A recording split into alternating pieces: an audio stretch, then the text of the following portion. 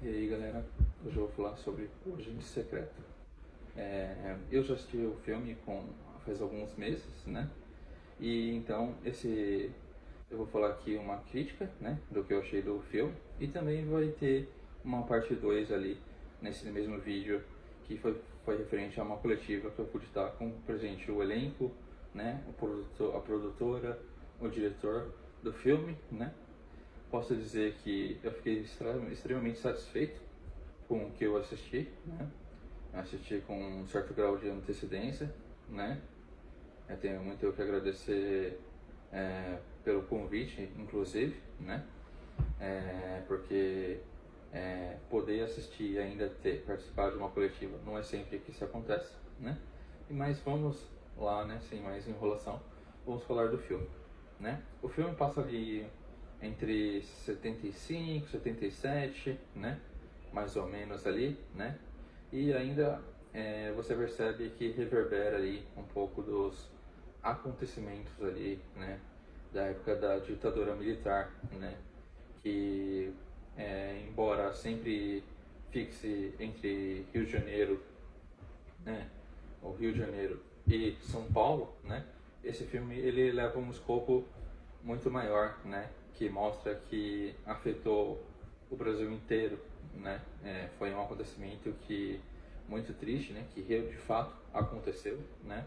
Um período muito nebuloso que jamais deveria voltar, inclusive, né?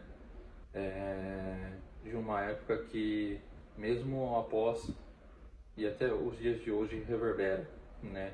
Pode ver aí, seja a questão da impunidade ou pessoas que foram ainda caçadas mesmo após esse período. Alguns adendos ali, a parte política ali, né? Está muito bem inserida também, né? Você percebe que até coisas que acontecem hoje em dia, né? Da desvalorização da vida, né? Seja pelo chefe da delegacia, né, por ações políticas ali, né. É muito engraçado que esse filme também tem estreado no mesmo ano que Uma Batalha Após a Outra, né, que fala de um tempo nebuloso, né, e só que do Uma Batalha Após a Outra é de um problema que, embora seja desde o passado dos Estados Unidos, né, é uma coisa atual, né, do que ele está falando, né. E a gente também enfrenta isso politicamente, essa perda, né, de identidade, né, que esse apagamento histórico, como é importante não apagar a nossa história, né, e que a gente tem que ter muito cuidado com aqueles que a gente bota no poder, né? Porque às vezes há acontecimentos pelos quais podem acontecer de que são irreversíveis, né? E causam uma marca, né? É, e para cicatrizar é muito difícil, né? Infelizmente são coisas assim, seja, por exemplo, o caso do uma outra após a outra, que é o problema dos Estados Unidos com qualquer pessoa que pense diferente deles, ou da imigração ali, de conceitos de violação de direitos humanos, né? E tudo isso com a justificativa: eu sou a polícia, eu posso fazer de tudo, eu sou o presidente, eu posso fazer de tudo, né? Eu acho que tipo, o Kleber conseguiu trabalhar muito bem essa questão também, né? É uma questão que tem que ser falada, isso não pode acontecer, né? É um filme para reflexão também, né? É, desses ciclos que acontecem e de não se negar a história, as suas consequências, né? Que dá um certo grau de importância, né? Para a história, que ela não seja apagada, que ela seja contada, e também que mesmo que seja um tempo tão nebuloso, a gente consiga sorrir, né? Ele, como um bom historiador, né? Se você pode ter visto em Retratos Fantasmas, que parece até um complemento, né? É um filme que tipo emerge muito na vibe brasileira também, embora ele seja um filme tenso, né? Ele beba muito ali dos filmes do Glauber Rocha, do próprio diretor, do Kevin Mendonça, né? Filho também. Tem também um tom ali dos filmes noir, também muito bem inserido, né? Que é um suspense, um drama político, né? Muito bem conduzido, né? Nós vamos acompanhar a história do personagem interpretado pelo Wagner Moura, né? Que ele está em Recife, né?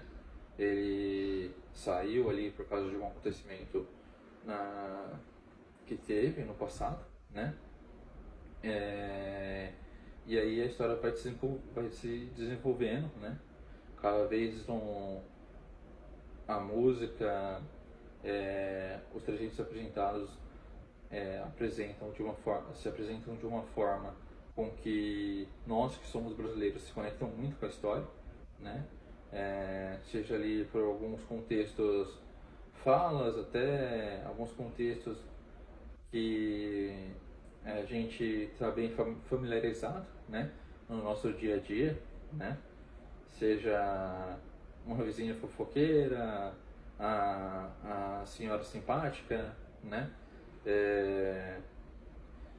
Carnaval, diálogos, músicas, cinema, que está muito bem inserido nesse filme. Inclusive, tipo, eles ditam também tem um grau de importância, eles não estão lá simplesmente por estarem, né? Isso é muito interessante, porque tem muito ali também do Spielberg, né? Tem um papel importantíssimo na trama o filme Tubarão, né? Tem também a questão de filmes de trash B, né? Por exemplo, tem uma cena lá incrível assim que você não espera, né, ver em filmes assim, que é um exemplo de um terror trash ali, né? Da perna cabeluda, que é um acontecimento, né? Ali da trama ali, que sem dar spoilers, porque eu acho que esse filme tem que ser assistido e tem que ser essa experiência mesmo, né? Que é muito bem conduzido, cara, aquela coisa bem trashzeira mesmo, que você está acostumado a ver em filmes de terror B ali, né? Com uma qualidade muito boa, né? Também temos muitas indicações ali, todo mundo sabe, né? Que se passa ali mais ou menos no meado que estreou o filme A Profecia, né? Também, para quem assistiu o filme em si da Profecia, sabe dos contextos políticos ali, né? Inseridos também, né? O Wagner Moura está excelente, eu acho que ele foi um dos melhores atores, desculpa, que eu vi esse ano, né? Ele consegue trazer, mesmo no silêncio, uma coisa muito única, né? Que é até difícil de trazer, né? Não é fácil trazer personagens assim, né? Também temos a incrível Tânia Maria ali interpretando a Dona Sebastiana, que é um personagem cativante, fala abertamente, com muita vontade, muito cativante. É uma personagem excelente, que todo mundo vai adorar, né? A personagem. É uma personagem que, inclusive, eu sei que é muito difícil, mas eu torceria muito para ela ser indicada, porque você percebe a dedicação ali e você percebe que está todo mundo ali muito se divertindo, embora seja uma trama muito difícil, né? Ali dos temas que abordam, né? Dos acontecimentos que tem, você percebe que todo mundo ali está ali se divertindo, né? A Tânia Maria, inclusive, ela é uma pessoa que parece ela falou que é ela mesma ali, né? Que ela está interpretando, né? Então eu gostaria de ter que tivesse um reconhecimento ali, se caso fosse possível, né? Por mais difícil que seja, de eu ter conseguido uma indicação ali na época das premiações, né? A história é muito bem conduzida, né? Você começa com um tom, depois vai indo para outro, né? A parte de suspense e no ar, cara, é incrível. Mostra como o Kleber consegue, que ama cinema e consegue contar histórias como ninguém, né? É muito importante ele ser um bom historiador também, né? E saber contar, né? Saber mostrar ali como era, né? Seja coisas da vivência deles ali, do dia a dia deles, né? Então parece que o Retrato Fantasmas se junta, se mescla junto com o Agente Secreto. Temos também que ele parece uma expansão, né? Que ambos se completam, assim, do Ainda Estou Aqui, do ano passado, que embora não seja dele, também converge ali com o que se fala, né? Um filme, pra mim ele se tornou o top 3 do ano, né? E agora vocês ficam com um pouquinho dos momentos que eu gravei ali da coletiva, né? Então, com Agente Secreto, eu vou dar uma nota 9,5.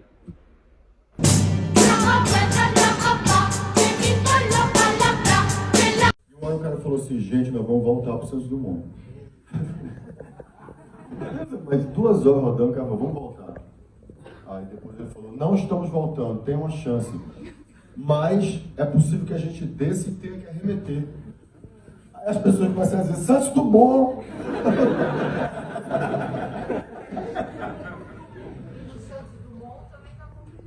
O Santos Dumont também, não é porque está tendo no Rio, está tendo tiroteio, né? Aqui o problema é chuva. É um outro tipo de chuva lá. É outra chuva. Wagner, eu tinha começado falando com o Kleber sobre de fonoaudiologia para perder seus sotaques, né? E eu acho que esse é um momento muito bom, onde, a não ser que eu saiba, a Alice até agora, ela tem sido ela mesma, assim, a alteração de um sotaque, me corrija se eu estiver errado. Meus filmes nunca mudaram o sotaque, na verdade eles têm múltiplos sotaques, o Agente Secreto tem paulista, tem gaúcha, tem alemão, tem pernambucano, tem sertanejo. E eu acho que essa é a beleza de um bom filme brasileiro. É muito bom a gente ver filme do Mato Grosso, a gente vê filme de Belém, do Pará, ver filmes gaúchos, ver filmes de São Paulo, claro, do Rio de Janeiro, filmes da Bahia. E eu acho que quanto mais o nosso cinema se filmar, quanto mais filmes a gente tiver, menos filmes irão causar alguma estranheza. Mas eu não sei, eu francamente acho que depois do Som ao Redor, depois de Aquários, o Bacurau e o Retratos Fantasmas, eu espero que esse filme não seja recebido com nenhum estranhamento em relação a nenhum sotaque, não sei. Não sei se você está... Eu não sei se você já ouviu alguma coisa, mas eu não tenho percebido nada nesse sentido. Não. Ué, que sotaque estranho esse filme. Acho que está tranquilo. Essa conversa, assim, eu tenho preguiça de falar disso, mas assim, é tão ruim você ver um ataque coordenado, assim, eu sou fruto das leis de incentivo à cultura. Eu existo porque na Bahia, nos anos 90, houve leis que possibilitaram que atores do teatro baiano, eu, Lázaro, Vladimir, que a gente pudesse existir como artista. E não só isso, assim, um país ele precisa se ver na sua cultura, ele precisa se olhar. Nenhum país se desenvolve sem se olhar, sem se ver. Quando a gente vai para fora com esse filme, as pessoas veem o Brasil, é um plus, é um negócio a mais, é um bônus. Porque as pessoas lá fora também estão vendo, dizem, olha só, perna cabeluda, que coisa louca. Eu acho maravilhoso isso. É uma imagem que a gente está levando para fora, mas sobretudo, somos nós aqui nos vendo. Como o Kleber disse, diferente sotaque, diferente do cinema. E a história do cinema brasileiro, o cinema brasileiro tem uma história quase documentarista. É um cinema que nasce tentando entender que país é esse. Isso você vai ver o cinema novo, é isso. Que país, desde Limite, sei lá, que país é esse? Que a gente quer entender, onde é que a gente vive. É uma característica muito forte do cinema brasileiro, mais do que em outros lugares, eu acho. de uma nova, né, leva do cinema sul-americano, por exemplo. Então eu acho isso. Eu nem me lembro mais do que você perguntou. Ele falou de memória, você perdeu a memória. De memória, porque essa memória é importante. Quando eu fiz Marighella, por exemplo, eu pensava muito nessa coisa de memória. Por quê? Eu estou muito feliz que Pitanga dirigiu um filme sobre os malês. Eu sempre fui muito eu sempre quis muito ver histórias de revoltas populares contadas.